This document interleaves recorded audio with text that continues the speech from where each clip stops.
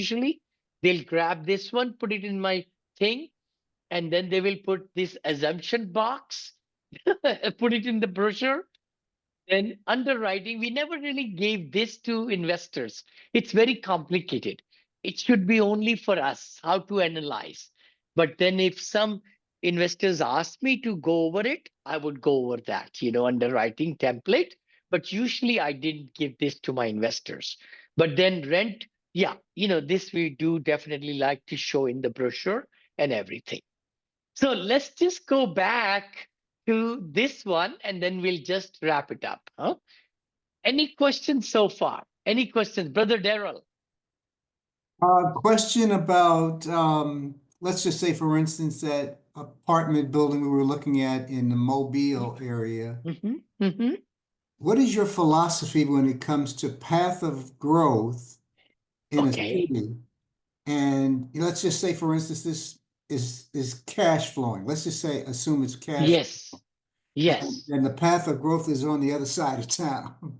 I see. I see. Okay. Yes. Yes. You know what? You're so right, Brother Daryl.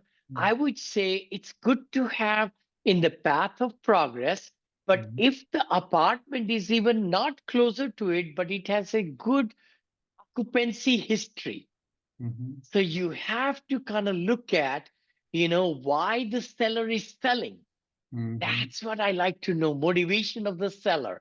Mhm. Is it like the P&L? They need to give you 12-month P&L, profit Mhm. and loss, very rigid. You want to go through each month and see if they are losing people, adding more people, and then losing more. What's the delinquency? That will tell you so much about the property.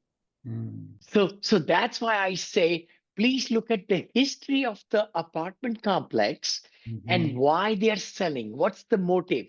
Have Mhm. they had trouble over many months or years where the occupancy has gone down, and the rents are pretty low, 500 in this property we saw, right? And they're Right. not able to increase that, maybe because the quality of the product, Mhm. you know but if you would like to compare this where it is within like a very I just saw the map, right? There is Mhm. so much going on, food and this and all that, so it's closer to the grocery store and all that. But but why is the seller selling, and Mhm. why it has not sold for 179 days? Right. Right. See, that's the thing.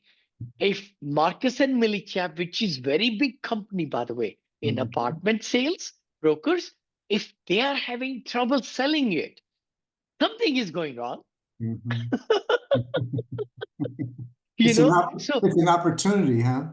it's an opportunity. Yeah, it can be a very good opportunity, and it cannot be also. I mean, Right. it's somebody's headache.